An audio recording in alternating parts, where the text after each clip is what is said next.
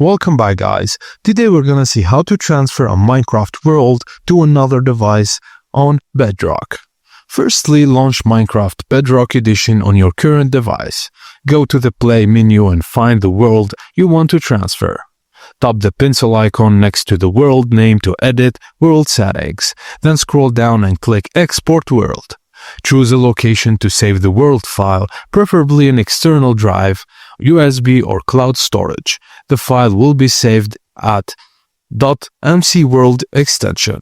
Now install Minecraft Bedrock on the new device and open the game, then select the arrow icon next to the Create New button. This will open a file browser. Navigate to mcworld file you exported earlier. Select the file to import it. Minecraft will automatically load and save the imported world. After the import, restart the game, go to the Play menu, and your transferred world should now appear in the list. Just launch it and continue playing from where you left off. And that's it, guys. Thank you for watching. And please don't forget to like and subscribe for more.